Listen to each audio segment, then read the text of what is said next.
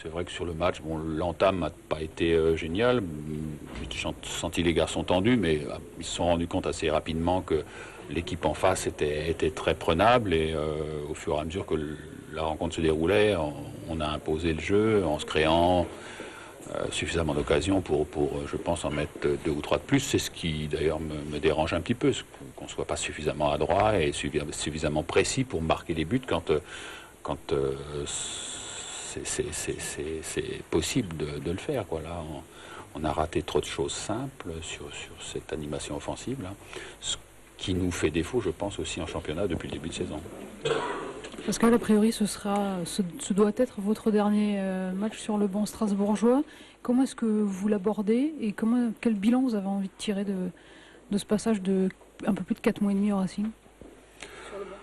Le bilan, il est c'est vrai que le classement est là pour nous rappeler qu'on n'a pas fait une poule aller, même s'il reste encore 2 matchs convenables et suffisamment convenables. Mais bon, après un début plus que catastrophique, on avait malgré tout, en termes de points pris par match, amélioré un petit peu le rendement.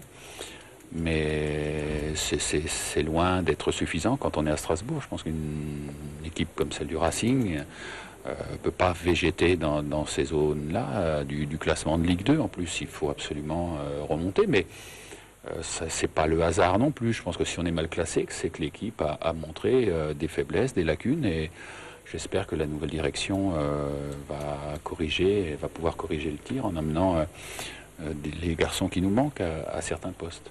Vous pensez que le changement d'entraîneur, ça va vraiment créer un électrochoc au sein de ce groupe? Ça se produit de temps en temps. Sur l'instant, il peut y avoir un effet qui n'est pas non plus garanti. Vous connaissez bien le club parce que décidément, il n'y a rien qui se fait simplement.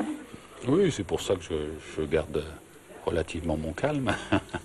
On va pas vous faire languir plus longtemps, on va quand même vous montrer les images de ce match entre le Racing Club de Strasbourg et Thionville. Je vous propose le résumé de la rencontre et tout de suite après le tableau des résultats de ce 8e tour de Coupe de France pour les clubs alsaciens. Les images sont signées Thomas Sercia. Dans une méno déserte, seulement réchauffée par les chants d'une poignée d'aficionados, le Racing a mis du temps pour entrer dans le match. Comme un symbole de son mal-être actuel, le groupe de Pascal Janin a eu besoin d'une mi-temps pour se trouver. Même si en face, Thionville, pensionnaire de CFA2, n'a jamais vraiment inquiété Régis Gürtner, titulaire dans les buts pour l'occasion. Renvoyé au vestiaire sur un score nul et vierge, on a pensé un temps que le doute pouvait s'installer un peu plus dans les têtes strasbourgeoises. Mais dès le début de la seconde période, Yacine Bezaz, en 2 temps, ouvre le score. Moins de 10 minutes plus tard, le buteur maison Nicolas Fauvergue permet au Racing de creuser l'écart en reprenant de la tête un corner de Bezaz. 2-0, Thionville s'accroche mais ne parvient pas à élever son niveau de jeu dans une rencontre bien terne où les Alsaciens auront surtout brillé par leur manque de réalisme. Finalement, c'est le jeune Magaï Gay, entré en cours de jeu, qui clôt la marque en reprenant ce ballon.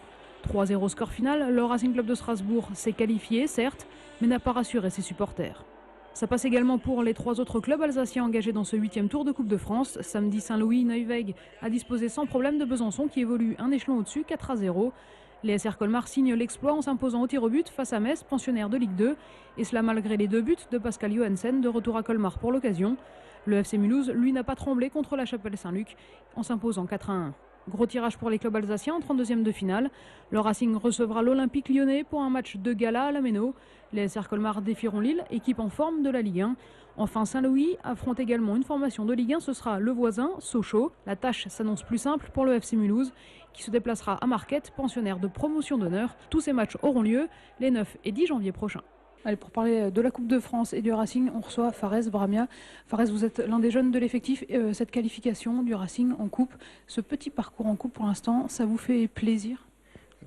Forcément que ça me fait plaisir.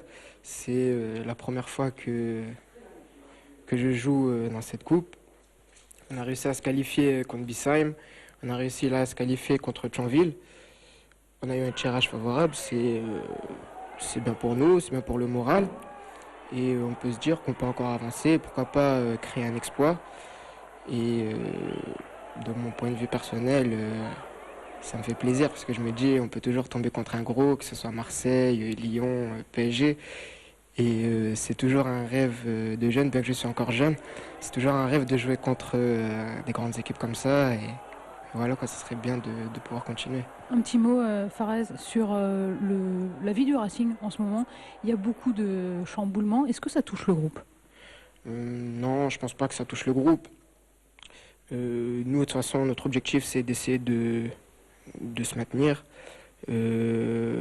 Après, ce qui se passe à l'extérieur, ça, c'est pas nos soucis. Le fait de changer de coach, a priori, durant cette semaine, ça trotte un petit peu dans vos têtes. C'est un électrochoc, vous pensez, qui peut donner quelque chose au Racing? Je pense le nouvel entraîneur peut donner quelque chose au Racing. Après, moi, je peux rien dire parce que je connais pas trop. Le seul entraîneur professionnel que j'ai pu connaître, c'est Pascal Jamin. Pour moi, c'est quelqu'un de formidable parce qu'il a fait énormément de choses pour moi. C'est lui qui m'a lancé dans le grand bain de la Ligue 2. Et voilà, je lui dois tout. Je lui dois tout. Donc, forcément, ça me fait un peu mal que ce soit plus le coach. De l'autre côté, je me dis qu'il faut recommencer à zéro, il faut montrer au nouvel entraîneur ce qu'on vaut. C'est un beau challenge pour vous et pour le Racing pour cette fin de saison. Merci Fares Brahmia d'avoir répondu à nos